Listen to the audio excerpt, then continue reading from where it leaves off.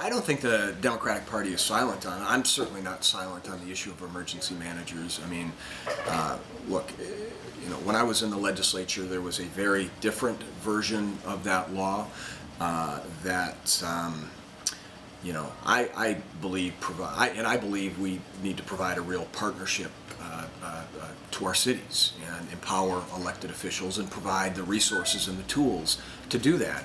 I think the current emergency manager's law is wrong. I would help to repeal it.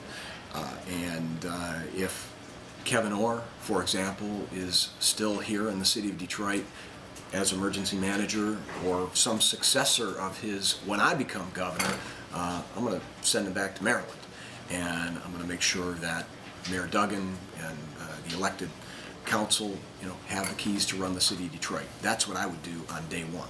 And no, I don't think there's support out state, for this law. I mean, it's not just Detroit. That's what I tell people all over the state. I mean, cities and school districts are in deficit and financial crisis because of a concerted set of policies. Revenue sharing cuts in the case of education, systematic privatization of public education. I believe in public education and Detroit public schools, and by the way, the emergency or the EAA needs to go as well. So, Democrats have always stood for democracy, and as the leader of our ticket, I'm going to be campaigning on democracy.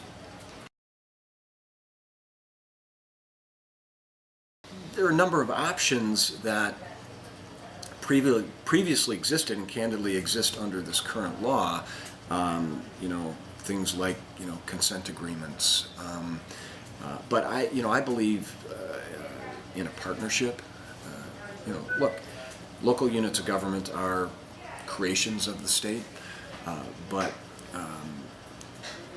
the state needs to be a partner, and the emergency manager law is too sweeping. It provides complete power and authority with no accountability, at least no accountability to the people of the local community. I mean, there's accountability to the governor, but we know where Rick Snyder is. I mean, he took the city bankrupt and then, put public employee pensions on the chopping block as a part of that, and has proceeded to propose specific cuts to Detroit pensioners, which is a violation of the state constitution. So, I mean, to me, that's another example where, he's not on the side of the people, not on the side of the Constitution. I mean, these are, my feeling, we need to do two things. Go back to the root causes.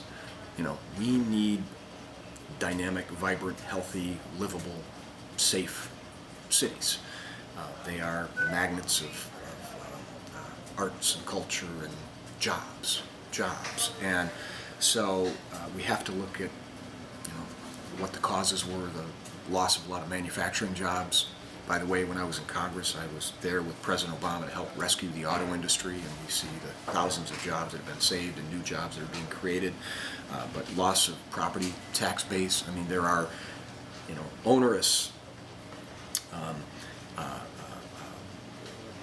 practices that exist now, like auto insurance redlining, that again, sort of contribute to the economic challenges, in this case, that Detroit faces. And so I think we need a comprehensive urban policy.